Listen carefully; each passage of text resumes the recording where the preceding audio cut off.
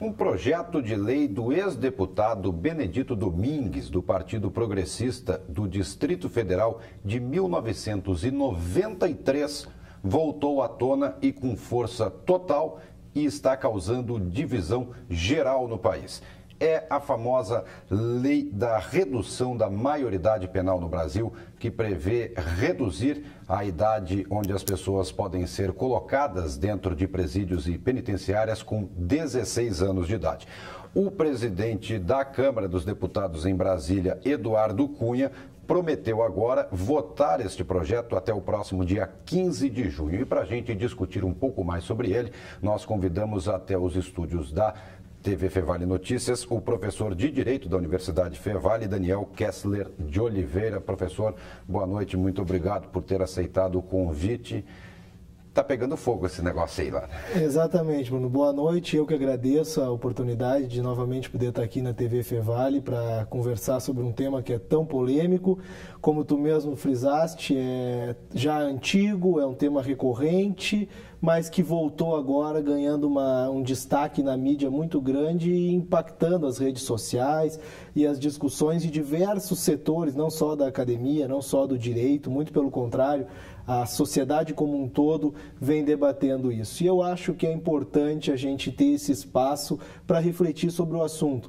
Nunca tive a pretensão de ensinar ninguém nessas falas, mas eu gosto de falar sobre isso porque eu acho que a gente tem que abrir os olhos e se pôr a refletir sobre, afinal, o que a gente efetivamente está votando e o que efetivamente está sendo discutido. Adianta reduzir a maioridade penal? Pelo que a gente vê, hoje em dia tem crianças de 12, 14 anos que praticam crimes por aí. Então, ou seja, esses crimes vão continuar sendo praticados, porque também é muito branda o tipo de pena que se dão para os criminosos. Exatamente. Eu acho o seguinte. Primeiro, nós temos uma questão de que para mim é insistir mais no mesmo, é insistir na punição, é insistir no punitivismo, como se meramente o direito penal fosse capaz de solucionar os males do mundo e devolver a paz para nossas casas, a gente poder ficar tranquilo em casa. O que não é, a gente precisa de estrutura, precisa de educação, precisa de políticas públicas, mas o que eu acho interessante é que é o seguinte, resolver, eu tenho certeza que não vai resolver. Pelo contrário, eu acho que vai piorar e muito. Porque se discute primeiro pela capacidade do menor. Quem tem 16 anos sabe o que faz. Eu concordo que sabe o que faz. Só que a gente tem que ser um pouco menos hipócrita, porque a mesma legislação não permite que ele compre uma revista de mulher pelada. Ele não pode comprar uma Playboy, mas ele pode saber o que ele faz, pode ser preso. E mais, ele tem capacidade, ele vai responder perante o Estatuto da Criança e Adolescente, ele vai responder com uma medida socioeducativa. E aí que é o ponto. A medida pode ser branda, pode até ser. Eu acho que uma revisão do ECA seria mais plausível.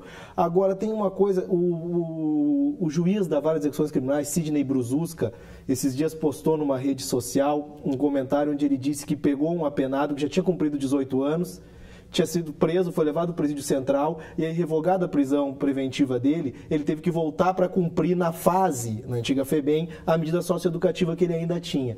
E ele listou esse menor, 5 fatores de por que ele queria voltar para o presídio e não para a fase. Ele podia fumar maconha no presídio, ele tinha internet no presídio, ele tinha telefone no presídio, ele tinha visita íntima no presídio e ninguém ficava incomodando ele para estudar e para acordar cedo. Porque os nossos presídios, na verdade, eles são escolas do banditismo. Exatamente, eu estou jogando para dentro de um presídio central alguém que a gente ainda entende como com 16 anos ainda mais possível de ser recuperado. E isso os números mostram. O índice de reincidência da fase é 20%. O índice de reincidência no presídio é 80%. Então a fase ainda tem uma capacidade de dar uma nova oportunidade para essas pessoas. Todos nós, enquanto sociedade, sairemos perdendo, reduzindo a maioridade penal. O senhor acha que esse projeto vai passar ou não? Eu acho. Discussões que a gente vem acompanhando. Em trâmites legislativos, nós temos a votação na Câmara, depois a votação no Senado e a proposta ela prevê um referendo, uma consulta popular, onde a sociedade vai ter que se manifestar se quer ou não. E aí me preocupa, porque eu acho que a sociedade como um todo, inflada por um senso midiático punitivista, por uma forma reducionista de tratar uma questão complexa como a criminalidade. Até pela insegurança que vem sentindo. Exatamente, também. Pode rumar para esse sentido. O que a gente precisa se pôr também a questionar é uma coisa muito importante. A gente justifica sempre a redução da maioridade penal quando a gente vê um criminoso, no caso um menor de idade, envolvido em um crime violento. Ah, um menor que matou 3, 4, 5... Esse cara sabe o que faz, tem que ser punido. Só que o problema é que a gente usa uma exceção para tornar a regra. 80% de quem cumpre medida socioeducativa é tráfico de drogas. Então a gente justifica por uma criminalidade violenta absurda, só que é o tráfico que está inflando o nosso presídio e que está inflando as nossas casas de medidas socioeducativas também. Seria mais fácil se construir escola?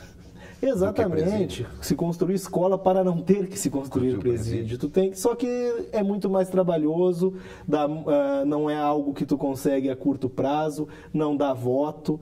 Então, medidas mais enérgicas, mais firmes, embalada nessa forma que a gente vem resolvendo desde 1990, com a lei dos crimes hediondos, legislando sobre o acaso, endurecendo leis penais, enrijecendo, aumentando penas, e a criminalidade só aumenta. Então está mais do que provado que não é só assim que se faz política pública em segurança no Brasil. Certo. Agora, o senhor falou aí, por exemplo, tem a votação na Câmara, vai para o Senado e um referendo popular.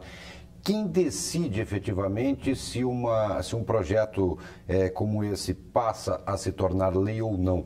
É o referendo popular ou o referendo é só uma pesquisa? Na verdade, essa consulta popular que vai ser feita é uma previsão desse projeto, que na verdade é uma PEC, é uma proposta de emenda à Constituição, que vai alterar a nossa Constituição nesse sentido, e aí essa proposta ela prevê uma consulta popular. E aí, passando pelas duas casas legislativas, pela Câmara e pelo Senado, vai ter que ser aprovada, uma condição de validade para depois ter a sanção presidencial. Certo, então essa consulta popular, na verdade, não interfere, é mais uma pesquisa mesmo. Não, mas tem que ser aprovada. Mas ela exatamente. Não é decisiva. É decisiva, mas para esse projeto em específico.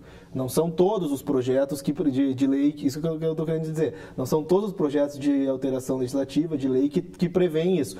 Para esse em específico, após a aprovação na Câmara, após a aprovação no Senado, também tem que ser aprovado nessa consulta popular. Se não for aprovado pela consulta popular, ela está vetada. Exatamente. Certo. Tá certo então, professor. Muito obrigado pela participação com a gente aqui no estúdio. Boa noite.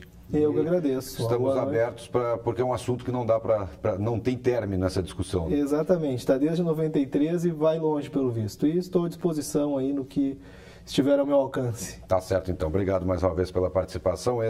O professor de Direito aqui da Universidade FEVALE, Daniel Kessler de Oliveira.